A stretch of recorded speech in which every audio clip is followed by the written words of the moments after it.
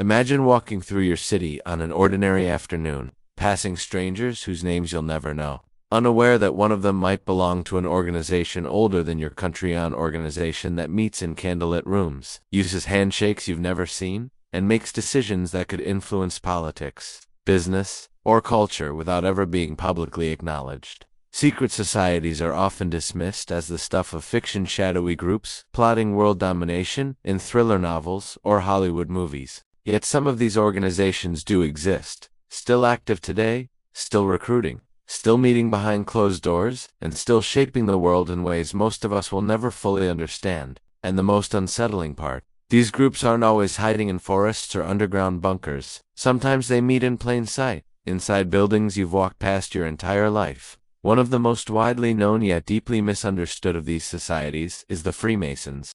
With roots going back centuries, the Freemasons openly operate lodges around the world, but what they do behind those lodge doors is where the mystery begins.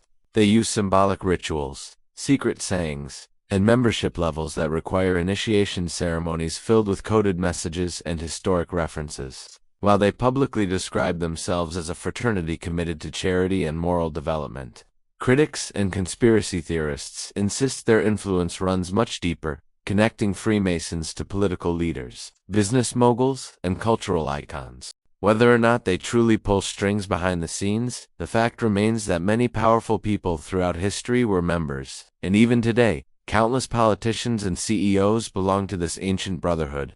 Then there's the Skull and Bones Society, tucked away inside Yale University. At first glance, it might seem like just another exclusive college club, but Skull and Bones has produced presidents, Supreme Court justices, senators, industry leaders, intelligence officials, and some of the most influential figures in American history. Every year, only 15 carefully chosen students are initiated into a rite filled with mystique midnight ceremonies inside a windowless building known simply as the Tomb. Members swear an oath of lifelong secrecy, and that secrecy has only fueled speculation that the group operates like a grooming ground for future power players. Many believe Skull and Bones serves as a quiet network through which its alumni subtly support each other's rise to global influence. Whether coincidence or orchestration, the pattern is hard to ignore. Across the ocean, in the heart of London, lies another secretive force known as the Bilderberg Group. Unlike the Freemasons or Skull and Bones, the Bilderberg Group doesn't bother with ceremonies or symbolism. They simply meet once a year. Presidents, prime ministers, billionaires, CEOs, and military commanders gather behind closed doors, with absolutely no press allowed. No recordings, no transcripts. What is discussed in that room stays in that room. They describe their purpose as facilitating open conversation between global leaders to build international cooperation. Critics, however, argue that any time the political and financial elite gather in secret, decisions that affect the rest of us are being made without any accountability. Whether they discuss global strategy or just share opinions over expensive wine, one thing is certain: the average person will never know what happens inside.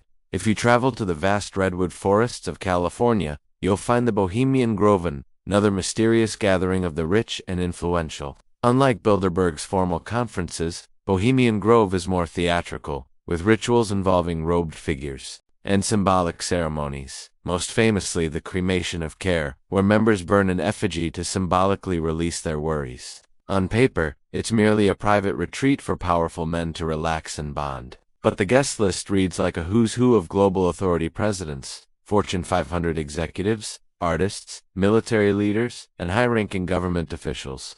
The secrecy surrounding the Grove has sparked decades of rumors about political deals and backroom agreements shaped beside campfires. While some attendees insist it's just harmless tradition, the combination of privacy, power, and ritual keeps the public questioning. Meanwhile, something even more enigmatic operates in modern Italy: the remnants of the Propaganda Due Lodge, more commonly known as P2. Unlike many groups whose influence is speculative, P2's activities were uncovered in the 1980s and shocked the world. This secret Masonic lodge was tied to bribery, corruption, media manipulation, political infiltration, and even attempts to shift national policy. When authorities exposed the group, they discovered a list of members that included military commanders, intelligence chiefs, politicians, bankers, and influential businessmen. Though P2 was officially disbanded, Many Italians still believe its networks and connections continue informally to this day, quietly influencing political dynamics behind the scenes. But not all modern secret societies operate through political power. Some exist purely to explore the unknown. Take the Rosicrucians, a mystical order dedicated to studying ancient wisdom, esoteric knowledge, and spiritual enlightenment. Their temples appear in major cities, but their teachings and practices remain intentionally cryptic, guarded behind layers of symbolism and metaphor. Rosicrucians claim to hold secret knowledge passed down from ancient civilizations, and though they don't strive for governmental control, their secrecy draws thousands of curious seekers who feel called to hidden wisdom that science can't fully explain. On the opposite end of the spectrum lies Opus Dei, a highly controversial Catholic organization that many consider to be a secret society due to its secretive internal practices, strict hierarchy, and influence within global religious and political circles. Members follow rigorous spiritual discipline, and higher-ranking individuals often take oaths that bind them tightly to the organization. Their influence within the Vatican is substantial, and although Opus Dei states that it promotes holiness in everyday life, critics argue that its structure and secrecy allow it to operate as a hidden network within global religious institutions. And then there are the groups that thrive in the digital age. While traditional secret societies rely on hidden buildings, cloaked rituals, and centuries of tradition, modern ones adapt to the internet. Some hacker collectives operate almost like decentralized secret societies, anonymous, loosely connected, and capable of influencing world events. Although not secret in the traditional sense, their identities, motivations, and internal operations are often concealed from the public, making them the digital evolution of centuries-old clandestine networks. These groups don't meet in candlelit lodges. They meet in encrypted channels, on servers no one can trace, shaping information rather than politics. Why do these secret societies exist at all? Perhaps because humans are naturally drawn to exclusivity and mystery. Being part of a hidden world creates a sense of belonging and power, and for those on the outside, secrecy breeds curiosity and fear. When we don't know what happens behind closed doors, our imaginations fill the gaps, often with dramatic or sinister ideas.